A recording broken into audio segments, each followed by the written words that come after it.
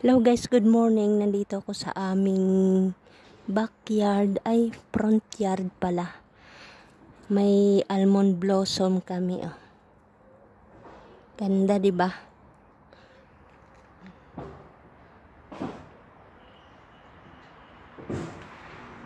Bango. Oh, tapos sa taas sa orange. Ganda. Kakatuwa. May gagawin akong